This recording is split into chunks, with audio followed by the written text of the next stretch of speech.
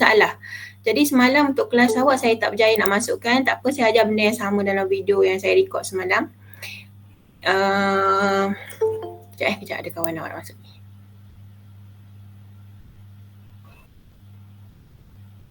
Okay.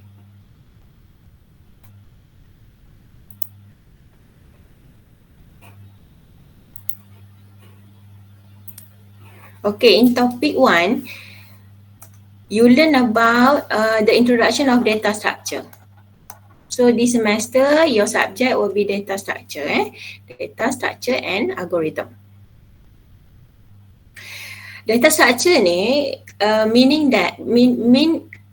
meaning of data structure is the different ways of storing data.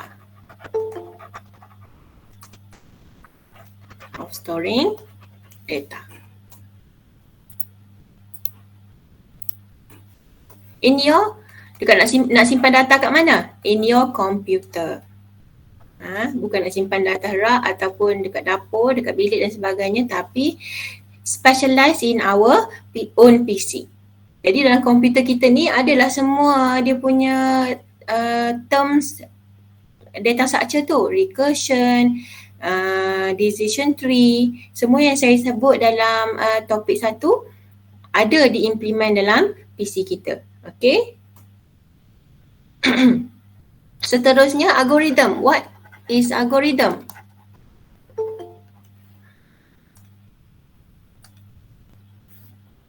Algorithm ni maksud dia operation on different data structure. Operation on different data structure. Okay, maksud dia kita dah ada data kita, kemudian kita perlukan satu step by step process to store the data. Data structure perlukan algorithm untuk berfungsi. Algorithm ni step by step process. Operation means step by step process. Okay. Macam gitu. Algorithm ni ada beberapa jenis. Selalunya kita guna coding. Okay, coding macam guna code block dan sebagainya. Okay, kita guna juga pseudocode. Pernah dengar tak pseudocode ni? Pernah. Pseudocode ni partial code punya language. Maksud dia separuh saja, sikit-sikit saja coding dalam tu. Pseudocode ni guna human language. Okay, contoh dia yang inilah maksud dia, all possible ways to store the data. So data structure ni ada banyak recursion. Okay. Ada apa lagi? Okay, saya tengok kat sini. Ada linked list.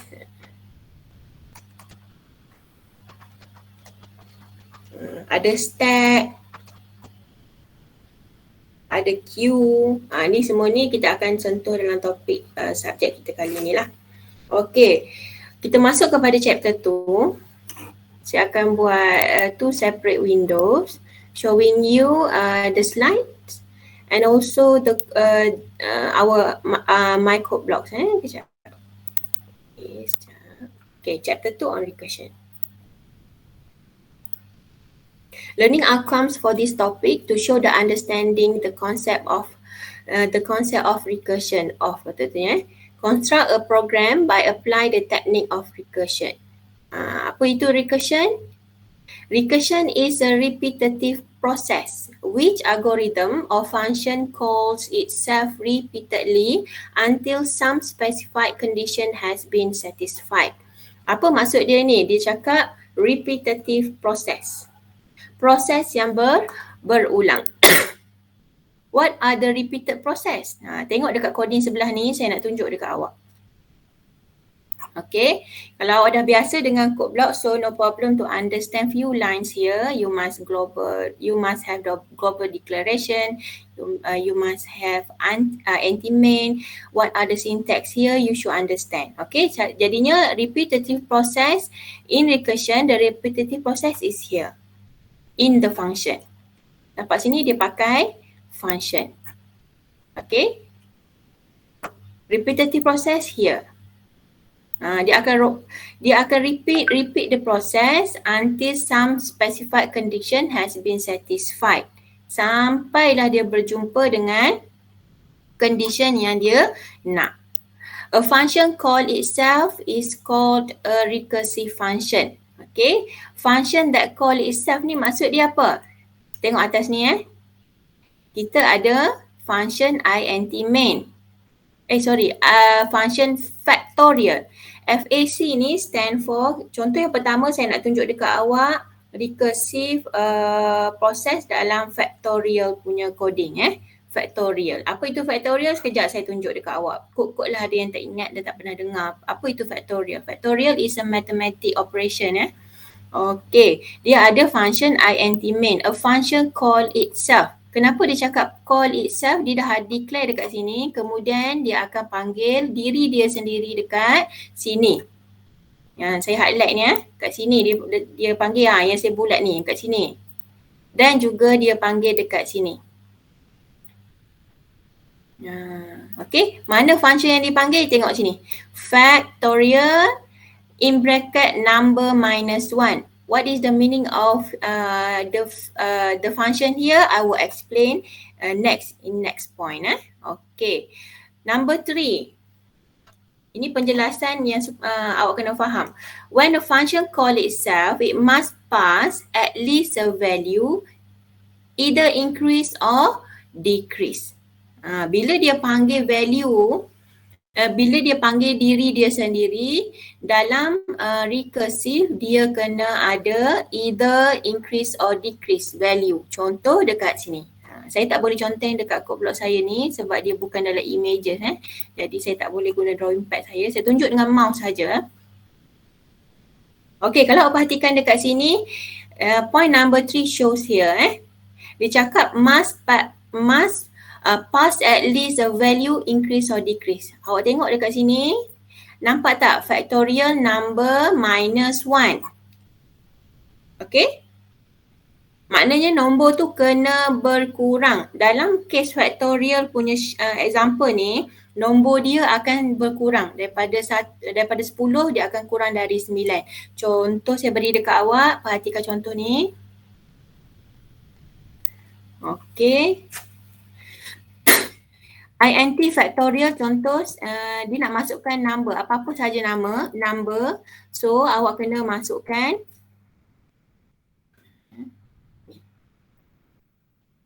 saya nak nombor 6, factorial 6.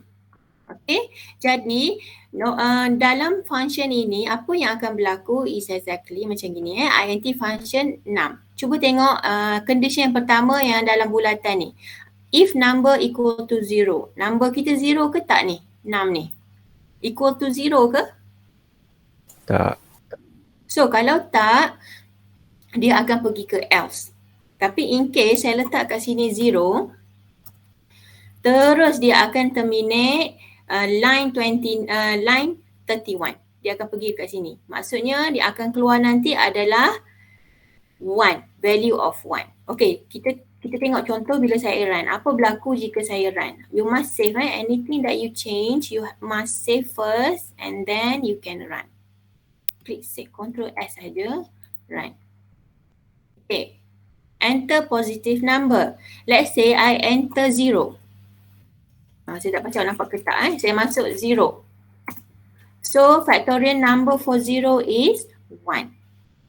This is the fixed answer for factorial 0. Factorial 0. Okay. Sebelum kita pergi jauh, sebelum saya tunjuk dekat sini contoh selain kosong, saya nak terangkan dekat awak what is actually factorial. Factorial ni is a mathematical process or method to calculate the example of question like this. Contoh 10 factorial. Factorial 10. Selalunya kita akan sebut factorial 10. Okay, macam mana kita nak kira factorial 10 ni? Kita kena mula dengan 10. Kemudian kita kena darab dengan nombor yang berkurang. Lepas 10 apa? 9. Lepas 9, 8. Lepas 8, 7. Lepas 7, 6 and so on. Sampailah awak darab dengan 1. Jangan darab dengan kosong. Kosong kena stop dah Sebab apa? Bila awak darab dengan kosong, terus jawapan awak kosong. 1 juta darab dengan kosong, terus kosong. Okay, in factorial, we applicable to until 1 only. Okay, contoh kalau factorial 5 times 4. 5 times 4 times 3 times 2 times 1. Berapa dapat jawapan kat sini? Ada boleh congak tak? Berapa? 120. Ya, 120. 5, 4, 20, 23, 60. 60 darab 2, 120. What happened to factorial 0? Tak payah pening-pening, memang jawapan dia 1. Factorial ni kita guna in permutations and also kita guna dalam permutation permutation. Kalau masih ingat ataupun belum belajar tak? Kalau masih ingat permutation ni possibility we can arrange the number. Okay, contoh factorial 0 ni tak ada susunan yang memungkinkan didapat value lain selain 1. Maknanya 0, 1 je lah. Tak ada, dia seketul je, 0 je. So the value is, tengok dia punya possibility only 1. So that's why factorial 0 equal to 1. Yang dekat atas ni pula, factorial 5 ni, dia ada 100 possibility that you can use to arrange the data. Ada 120. Dia bukannya individual value yang refer kepada 5 ni. Kita bukan sedang menjalankan proses darab 5 darab 4, darab 2, darab 3, darab 2, darab 1 semata-mata. Tapi sebenarnya kita sedang buat permutation. Manakala kalau contoh 3, factorial 3, 3 darab 2, darab 1 will get 9. So 9 possibilities we can arrange the number. Macam gitu. Dia ada 3, ada 6 possibility. Okey, maksud dia macam gini. 1, 2, 3 ke kanan. 1, 2, 3 ke bawah. Macam gitulah contoh dia. Kemungkinan kita nak susun ke semua nombor. Tak payah pening-pening, factorial 0 equal to 1. Okey, sekarang ni kita pergi kepada next line, next point. Sekejap.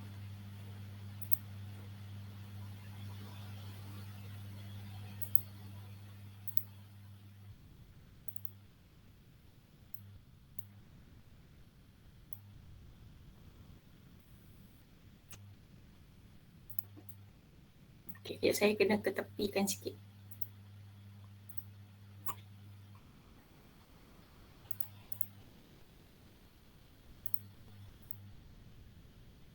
Okay, next, recursive function must include a stopping condition.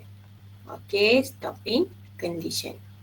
Jadi bila awak nampak karakteristik yang ini, ada stopping condition, ada call itself, panggil function diri dia sendiri tu, itu adalah recursion. Sebab recursion is the repetitive process. Kita ulang. Jadi tak ada kerja lain. Dia kena panggil diri dia sendirilah. Function dalam coding kita tu.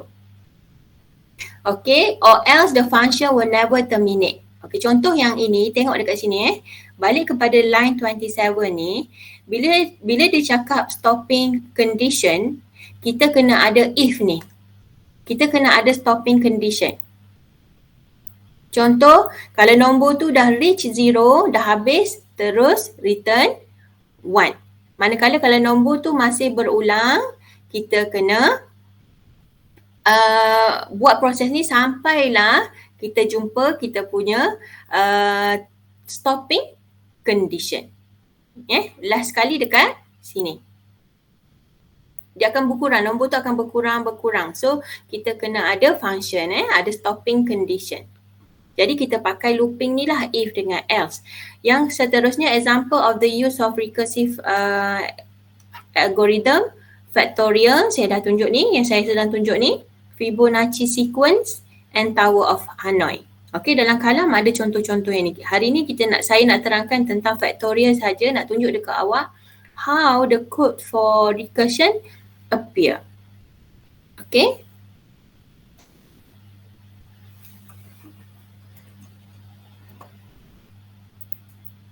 Okay, ni dia summarize yang tadi lah. What is recursion? A function call itself. Okay. Function call itself. Then, when a function call itself pass at least a value, increase or decrease. Okay, maksud dia bertambah ataupun berkurang. Dalam case factorial, awak kena kurang 1. Okey, kejap saya tunjuk dekat sini contoh factorial tadi saya tunjuk dekat awak factorial 10. Jadi factorial dalam function yang bila kita translate dalam function dia akan jadi factorial int 10. Okey, tengok balik line 27 ni int. Jadi saya buat coding kat sini int fact int 10. Okay, if number equal to 0, return 1. Tapi saya kena buat else lah sebab nombor terang-terang dia adalah 10. Jadi kita terus lompat ke else. We jump to else.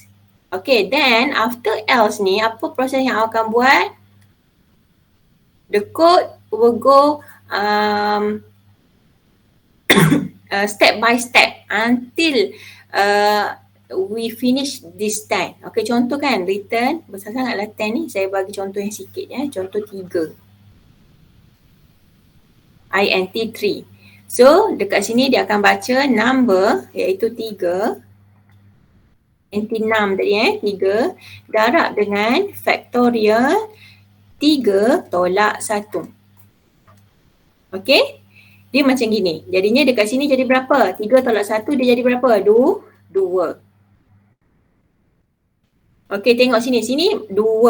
Jadinya bila dah factorial 2 dekat sini, factorial 2 dekat sini, dia akan balik semula dekat atas ni. Dia akan pergi pula dekat atas ni. Replace 3 dengan 2. Okey? Dia akan berulang macam gitu. Lepas tu tengok 2 is not 0. Bukannya 0.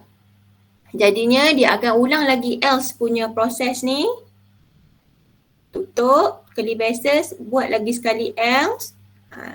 Ni nak tunjuk awak supaya awak faham. This is not exactly how code blocks be written. Cannot be like this. Sebab kita dah pakai looping. Not practical for you to use many times of else. Jangan guna banyak-banyak Guna sekali saja. Ni saya nak tunjuk dekat awak macam mana awak nak faham line ni. Okey, 2. Jadinya 2 darab dengan factorial 2 tolak 1 iaitu 1. Macam gitu. Tengok sini 1. Jadinya bila 1 dia pergi dekat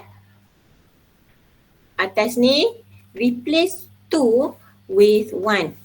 Sebab tu lah ini maksud dia calling itself tu. Dia panggil diri dia sendiri saja. 1. Okay. 1 masih ada dekat sini. Kita buat else yang seterusnya. Return.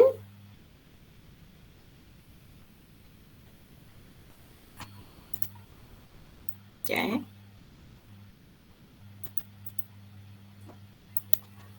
Susah pula tulis. Okay. Okay, else saya kat atas sikit.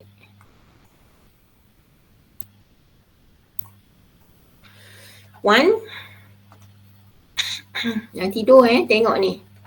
Factorial 0. Kat sini kita akan belajar, kita akan kira semua sekali berapa Factorial 0 equal to 1. 1 times 1, ini kita punya manual calculation lah, equal to 1. 2 times factorial 1, 2. 3 times factorial 2, 6. Okay, dia macam gitu, dia akan berulang-berulang proses dia. Sampailah kita habis ke semua nombor tu tadi. Ni bukan int fact, int. Ni tadi salah 3 patutnya. Okay, ini cara awak nak faham coding tu tadi. Itu maksud dia panggil calling itself and must have at least decrease or increase value. Dalam case factorial sahaja, dalam case factorial hari ni, kita kena reduce the number. Sebab memang proses dia macam gitu. 3 factorial 3, 3. Lepas tu kita kena reduce 1, darab 2. Reduce lagi 1, darab 1. So kita akan dapat 6. Dia cakap reduce the value sebab dalam kes ni kita guna factorial. So 5 kurang satu value jadi 4. Kurang lagi satu value jadi 3, 2 and 1. Sampailah belakang tu tadi. Sampai 1 lah Okay, next. Kalau tak ada apa-apa nak tanya boleh tanya terus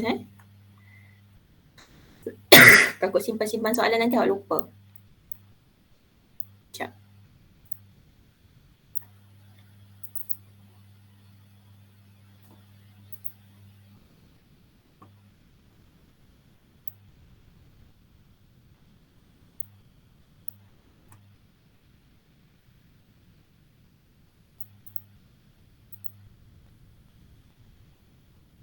Okay, iteration versus recursion. Saya ajar hari ni recursion saja Macam mana kita nak tulis, nak buat structure, data structure untuk case yang repetitive. Maksudnya kita kena ulang proses tu, kita boleh guna dua iaitu recursion dan juga iteration. Kelas hari ni ringkas saja. Saya nak terangkan dekat awak apa maksud untuk recursion saja.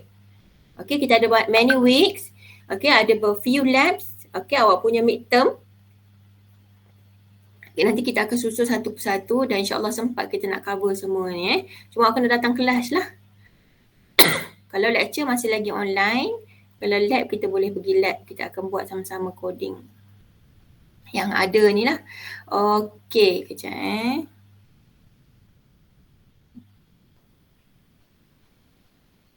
When to use the recursion if the algorithm or data structure naturally suited to recursion. Example of towers of Hanoi and quick sort.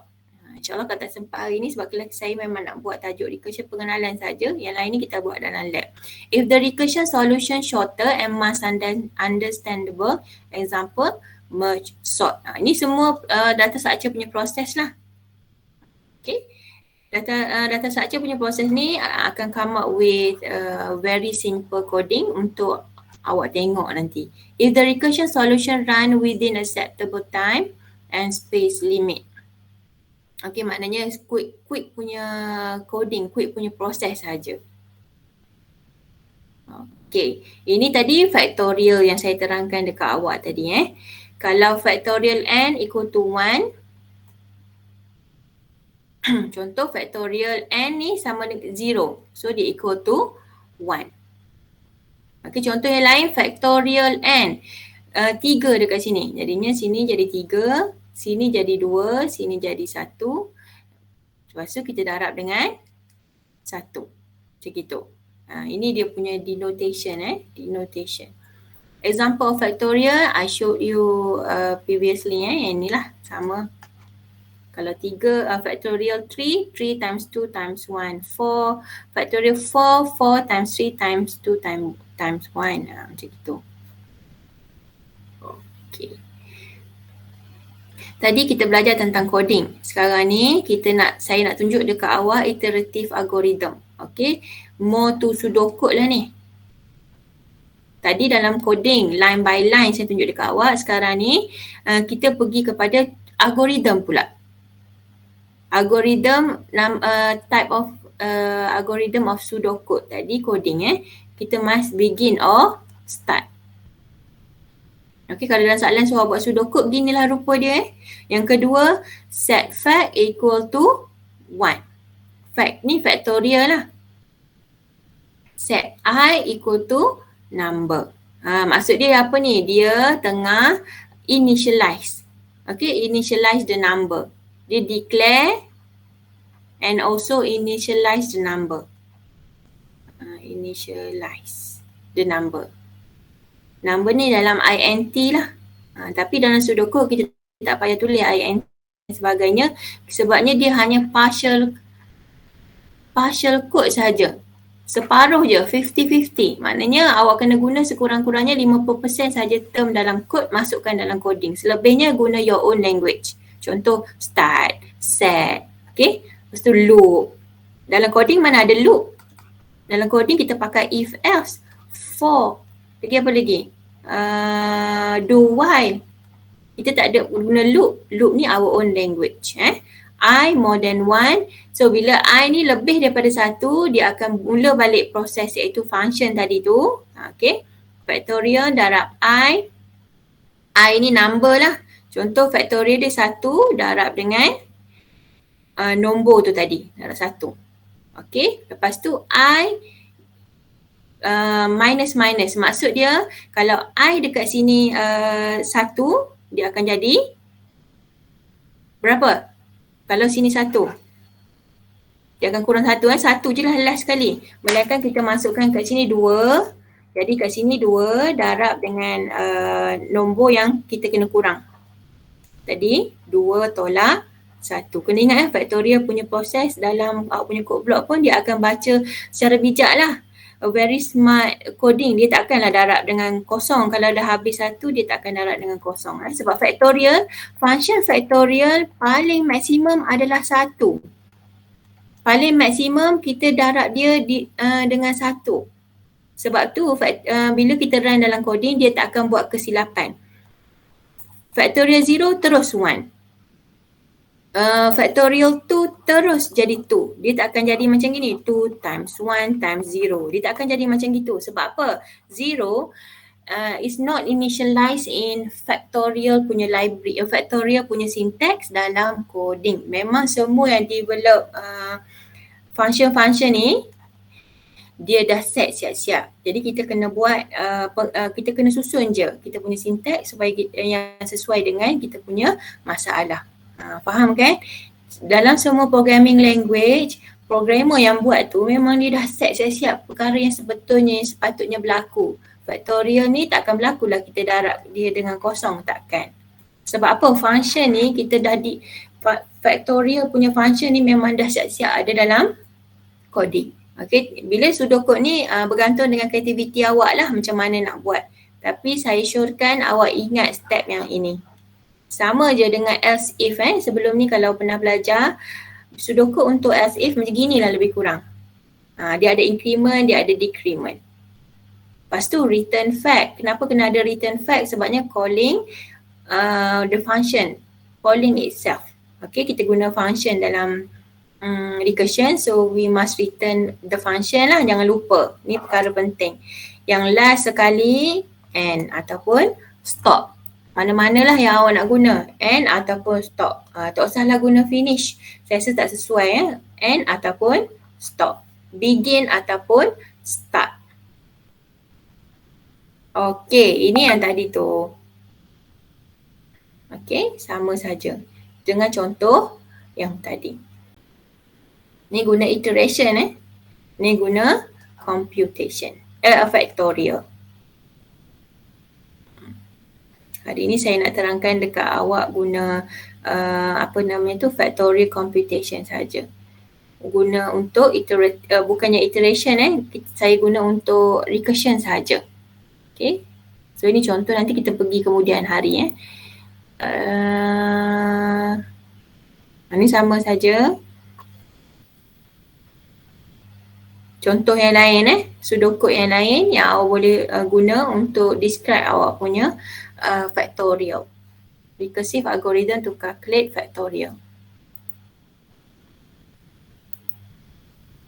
Okay. Ada soalan? Jadi kita akan buat dalam lab sama-sama tengok apa beza dia semua ni. Sebab dia ada campur-campur chapter iteration juga ni. Dia lain sikit Jadi saya nak sentuh tentang recursion saja. Where is the function? Okay, simple saja. Cuba tengok coding kat sini, simple. Dan awak kena ingatlah syntax. Okay, syntax yang biasa awak guna kena ada hash include, stdio.hash. Kalau untuk kita buat iteration, kita boleh letak conio.hash. Okay. Lagi, kalau function kena juga function dekat atas. Function ni kita panggil user defined function User defined function ni the function enter by the user or the programmer. Kita yang akan set. Kita nak guna factorial. Nak letak sini factorial. Okay, kalau awak nak guna function-function lain pun boleh bergantung dengan awak. Tapi sekarang ni case ni kita guna recursion, so you must show example at least for factorial Okay. Lepas tu, lepas dah kita declare the function dekat atas ni, kita kena letak int main body, main body of the code. Okay, dalam main tu lah yang kita akan declare apa-apa sahaja yang kita nak buat proses dalam factorial ni. Contoh, number. Okay, factorial number. Lepas tu, fact number. Maknanya factorial punya number. Okay. Enter positive number. Contoh, kita masukkan tadi nombor 5. Jadinya dia akan scan F ataupun dia baca nombor 5 lah. Okay. Kemudian dia akan print factorial number for nombor 5, factorial 5 tadi berapa. Dia akan print dekat sini. Tapi sebelum dia print, dia akan pergi ke calculation dekat bawah ni. Iaitu function factorial dekat sini. Dia kira dulu. Okey, contoh saya letak kat sini function 5. Yang awak dapat lihat hanya 2 line sahaja. Okey, enter number factorial value. Tapi sebenarnya di tengah-tengah sebelum dia tiba kepada 120 ni, the code run the function. Calling itself, repeatedly call itself. Panggil diri dia sendiri 5, 4, 3, 2, 1 sampailah habis. Okey, kejap saya tengok apa ada lagi benda saya nak terangkan tentang recursion ni. Topic 1, please listen to topic 1 saya punya video tu sebab itu intro lah. Cubalah baca. Kita belum ada quiz lagi, kita akan buat serentak dengan section kedua sebab untuk subjek DCI 10.3 ni will be 2 lecturers for diploma saya, Madam Safa and also Miss Aina. I will teach you section 1 and Miss Aina section 2. Berkenaan dengan lab, saya akan create satu group berasingan. Maksudnya kalau lecture saya bagi kat group yang ada sekarang ni. Manakala untuk lab saya akan bagi separate punya instruction lah.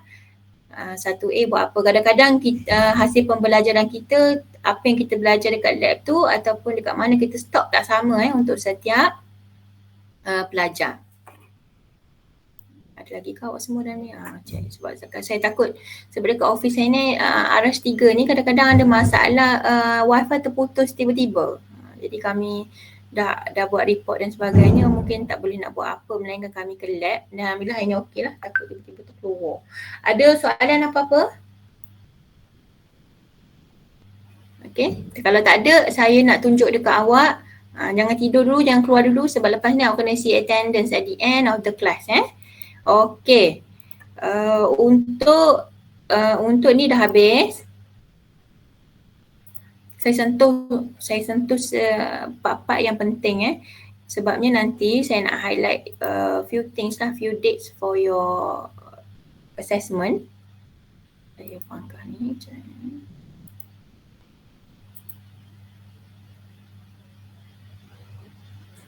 Sorry semalam saya confirm kehadiran pada meeting pukul 2 semalam sebab saya terlupa saya ada lab dengan section 1A. Saya lupa betul-betul, saya lupa sebab tak tengok jadual dengan elok semalam. Saya dah masuk meeting dah, jadi saya tak boleh nak keluar sebab meeting penting juga kalau saya dah cancel awal-awal, so no problem.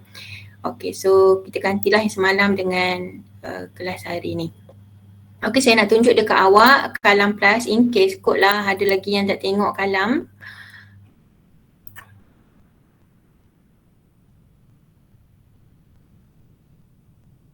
Okay, ni kelas pertama kita. Awak boleh panggil saya Safa, Madam Safa, S-A-F-F-A-H. Pelajar tahun 1 diploma dia kenal saya, yang tahun 2 belum lagi lah. Saya tak pernah ajar awak. Okay, data structure and algorithm. Okay, tengok kat sini ada welcoming notes nanti bacalah sikit-sikit. Ni Mr. Syahril lah, Encik Syahril punya usaha untuk awak semua seronok buka kalam. We share the same kalam. We share the same content with degree punya data structure data structure for degree ada juga, dia belajar benda yang sama dengan awak.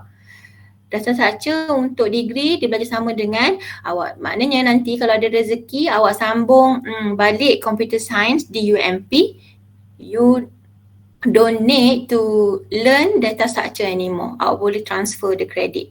Jadinya yang pelajar-pelajar degree yang sedang belajar data structure ni, dia adalah pelajar matrik yang tak pernah sambung diploma ataupun dia tak pernah belajar subjek ni dulu. Jadinya bila awak dah belajar, awak boleh transfer kredit. That is why bila awak sambung degree ke universiti yang sama, you can reduce 1 year. You can at least save your 1 year. Maksud dia patutnya duration dia 4 years. Tapi disebabkan awak dah belajar diploma dekat sini ataupun di tempat lain yang subjeknya lebih kurang, you can transfer the credit. Okay. Masa diploma awak buat PTA, iaitu program projek tahun akhir. Tapi masa degree awak akan buat PSM, projek sarjana muda. Macam gitu. Okay. Kalau tak faham boleh WhatsApp saya, tak boleh jumpa sangat Kalau payah nak jumpa, takut saya pun tak ada dekat bilik. Bilik saya agak ujung.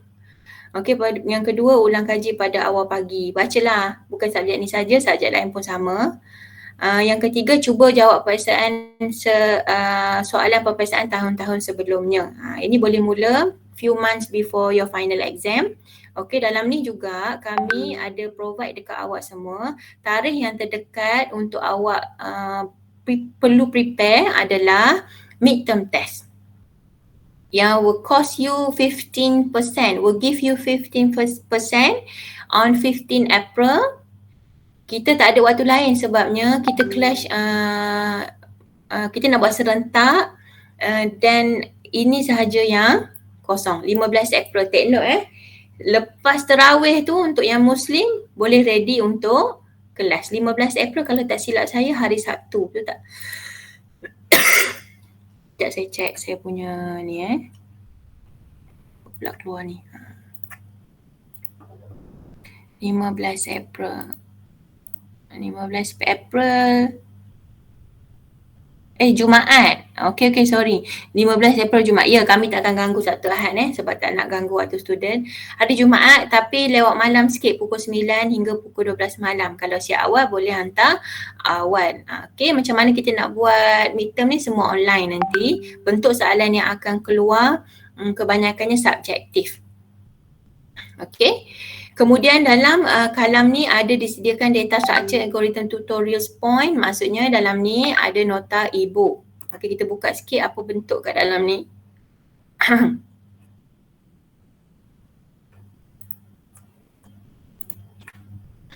Data structure and algorithm.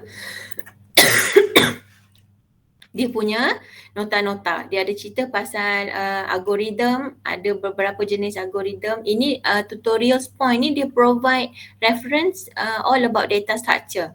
Jadi apa-apa saja awak nak faham ada dalam ni dan bukan semua ni saya akan ajar dalam lecture saya. Okay, ini sebagai rujukan saja. Ini e-book asalnya berbayar dan digunakan oleh UMP lah untuk distribute to student. Jadi boleh download. Boleh cuba baca-baca. Tak perlu faham semua. Tengok topik yang kita belajar sahaja. Mana topik-topik yang kita akan belajar. Ini semua ni. You can refer here. Ada sebahagiannya saya hide sebabnya tak penting untuk awak dan juga tak perlu nak buka sekarang. Jadinya saya hanya appearkan mana yang awak tahu. Mana yang sepatutnya awak tahu. Lagi saya besarkan sikit tulisan kalau tak nampak. YouTube what are data structures, introduction to data structures ni outside punya lecturer ataupun instructor daripada luar. Kita ambil kat YouTube, letak kat sini supaya awak faham chapter 1. Okay. Programming tools wajib install. Ataupun apa-apa sahaja antara tiga ni saya highlight code block sebab saya takut awak pening. Saya nak awak download at least code block satu sahaja. Kalau awak nak guna yang bawah-bawah ni pun boleh. Okay, yang dua kat bawah ni pun boleh guna mana-mana saja asalkan awak boleh buat coding. Okay, discussion ni saya hide. Okay, topik 1 ni tadi, introduction to data structure saya dah ajar. Kemudian chapter 2 pasal recursion. Recursion tadi saya sentuh tentang factorial. Minggu depan kita cuba habiskan semua ni. InsyaAllah dalam lab terus buat coding, tengok dia punya apa yang akan berlaku. Okay, lab assignment belum ada lagi setakat ni. Jadi boleh download nota chapter 1, chapter 2. Kemudian Encik Syahrir juga dia provide kat kita kelas dia sendiri. Okay, kelas dia ngajar degree okay, recursion part 1. Encik Syahrir ni memang dia expert in data structure lah. Dia coordinator kita semua. Koordinator untuk subjek ni. Jadi dia dah provide dekat awak macam mana nak faham. Contoh awak tak faham saya cakap tadi, awak boleh refer kepada Encik Syahrir punya kelas. Okay. Contoh dalam coding yang saya tunjukkan ke awak tadi yang dekat code block saya tu, ini. Ini boleh download dan try run. Okay. Ni lab untuk section bukan awak punya Okay. Ni lab belum bagi, saya belum bagi lagi. Minggu depan lah kita akan buat lab. Sepatutnya week 3 kita dah belajar structure. Tapi tak apa, masih boleh sempat lagi lepas macam hari ni lah, hari Rabu saya akan ajar tentang chapter 3. Minggu depan hari Selasa insyaAllah lah, kalau ada apa-apa hal ke apa yang tak boleh dielakkan saya beritahu. Kita buat kat lab. Apa namanya tu, contoh-contoh yang ini, Fibonacci sequence, the towers of Hanoi. Okay, semua nota dah ada dekat sini, awak boleh download siap-siap. Okay, kalau contoh ada lab-lab ni, saya akan arahkan dekat awak buat dulu, baru awak buat nak download siap-siap pun boleh. Sebab saya takut nanti ada perubahan, saya nak ubah-ubah sikit ke lab ni, sebab lab ni daripada previous semester. Okay, sampailah bawah. A very informative kalam lah, I think from Mr. Syahrir, our coordinator. Dia bagi siap-siap kat sini. Jadi pelajar-pelajar boleh refer. Tarikh penting, jangan lupa midterm test 15%. Nanti saya inform ke awak sampai mana yang keluar midterm test ni. Okay, assessment time, awak akan ada quiz. Kita akan ada quiz nanti.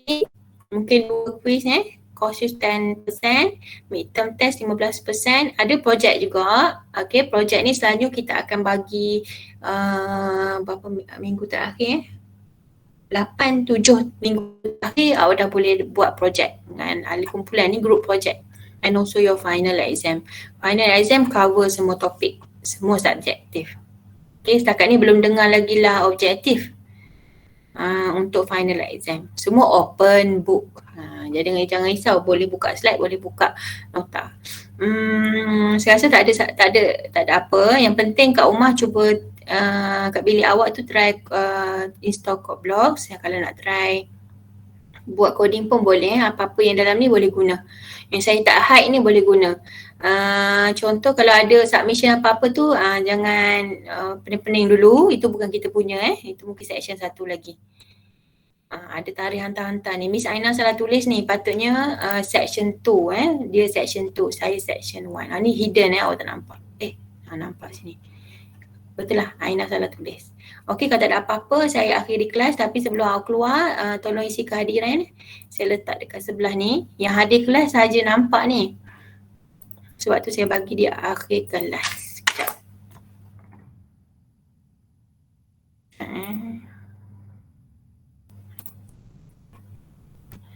Okey, dah boleh isi kehadiran. Yang dah isi bolehlah